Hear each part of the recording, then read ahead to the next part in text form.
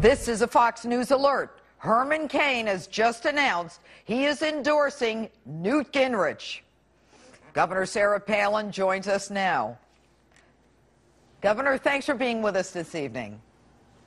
Hey, thank you so much, and that's big news that the Cain train keeps chugging along, and good for Newt garnering that support, and a lot of the supporters from Herman Cain. It's going to be beneficial. Well, certainly, I think one of the few, national individuals to endorse Newt Gingrich. But let's go back a little bit. Now, why do you think that Ronald Reagan would be ashamed of Republicans now? Well, Ronald Reagan wasn't afraid to take on sitting members of his own party who were in office in the 70s. He challenged a sitting Republican, and he knew, though, that the politics of personal destruction just ultimately hurt the cause of conservatism. So when we see today what happened there in Florida over this last week, it really has gone beyond the pale. It's gone beyond just aggressive and fair campaigning against an opponent, and it has been this engagement in the politics of personal destruction. As Rick Santorum, he pointed out, Romney drew first blood, and at first Newt Gingrich didn't respond. He wanted to take the high road. He publicly announced his intentions to take the high road. But when you're continually hit and bombarded with negative rewritten history about yourself and your record, you have to hit back, and that's what we saw Newt Gingrich engage in. And then from there, Judge, it got even worse with those in the establishment who don't want to see things shaken up and changed in Washington, D.C., so they came out so aggressively against that agent of change who has promised to shake it up, and that's been Newt Gingrich. Well, I think that, the argument as to who drew blood first is something that, all the candidates would disagree about. But at the same time, Governor, don't you think that in facing Obama in the November election, that these guys really need to get up there and toughen it out and be able to defend themselves, get this news out there so that when they run, people will say, oh, I heard that 6 to 8 months ago? That is why I have been the proponent of continuing this vetting process and the aggressive debate that should be fair, though, but healthy debate that our country, the electorate, will benefit from. That's why I say when I hear pundits on this network and other networks gleefully proclaiming that it's all over by Florida, despite the fact that 47 states until today have not even been able to chime into this process yet. We've only seen 3 states have either a caucus or a primary process to help choose a nominee. We see these pundits and politicos, elites in a faraway Washington, D.C., this beltway, telling the electorate that, hey, by Florida, it's going to be all wrapped up and we'll have our nominee. And I'm saying, no, don't let that happen, because they do need to toughen up. They need to debate these ideas so that we elect, through our nominating process, the best candidate to come up against Barack Obama and his failed policy. That's why I say, these folks who want to shut it down in this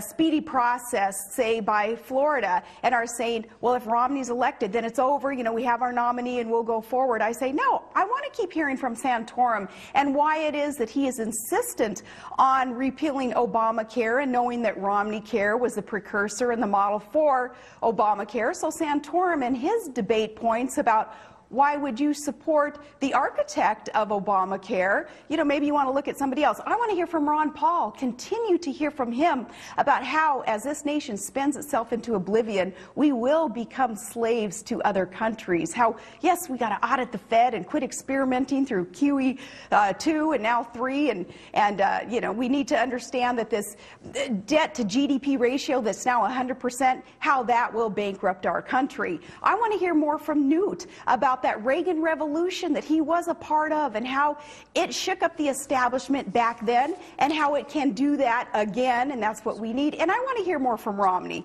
I want to hear more about not being ashamed of his personal financial wealth, how that can benefit others, how that can create jobs if you worked hard for that money in ethical fashion. I want to hear from all of them. I don't want the process to end yet. Okay. All right. When you talk about the vitriol, here is, by the way, Newt Gingrich talking to our Greta about the vitriol and the anger in the campaign. Let's take a look. I think the prospect of Gingrich actually becoming president for the old guard is horrifying. I mean, they're all comfortable, they're all set in their ways, they're all part of an establishment. I come along, I'm a genuine populist. I know enough about Washington to change it, and I'm distanced enough from Washington to change it, and I think they find that a nightmare.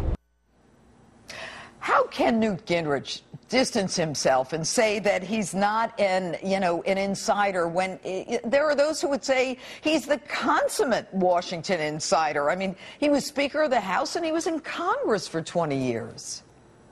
Yeah, and how can he say that he's not a part of the establishment? Well, look at the players in the establishment who are fighting so hard against him. They want to crucify him because he's tapped into that average, everyday American Tea Party grassroots movement that has said enough is enough of the establishment that tries to run the show and tweak rules and laws and regulations for their own good and not for our nation's own good. Well, when both party machines and many in the media are trying to crucify Newt Gingrich for bucking the tide and bucking the establishment, that tells you something. And I say, you know, and you got to rage against the machine at this point in order to defend our republic and save what is good and secure and prosperous about our nation. We need somebody who's engaged in sudden and relentless reform and isn't afraid to shake up that establishment. So, if for no other reason, rage against the machine, vote for Newt. Annoy a liberal, vote Newt. Keep this vetting process going. Keep the debate going. As more debate happens, Judge, we'll hear more from Newt and from the other candidates who will oppose his position as he claims that he's not part of the establishment. Let's hear more about it. All right, I want you to take a look at another clip. Here's when Greta talked to Newt about the moon proposal. Why are people laughing at your moon idea? And it's the very reason I'm running. We've gone through a period of decay as a country where we lack self-confidence, we lack a romantic vision of being an American, we lack connection with American exceptionalism. All right, Governor, how does a fiscal conservative like yourself support a candidate who wants to make the moon essentially the 51st state? Isn't that expensive? I'm sure it is an expensive proposition, as it was in the 60s to even travel to the moon, and yet JFK had that, not just a romantic notion, but a notion that America would be first, that we would win, that it was necessary for our psyche and for science and for so many reasons that we be the first at some exploration, and I believe that that's what Newt is explaining to the public today. There is nothing wrong with those grandiose ideas. It is a matter of priorities. Every politician I've ever heard from on a national stage has some ideas that maybe sound a little bit like they're off their rocker when they propose them, but it does come down to priorities.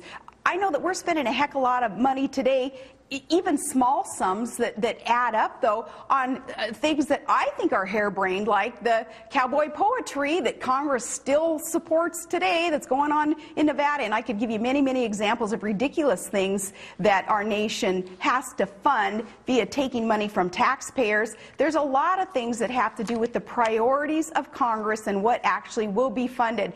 I don't think there's anything wrong, though, with dreaming big in our nation, because that is how America became an exceptional nation. We thought big, we thought winners, and I want to see that continue, too. All right, Governor. Now, I asked my Twitter followers what they wanted me to ask you, and I'm at Judge Janine, and here's one for you. Jeff Campbell asks, which candidate has the best chance of beating Obama?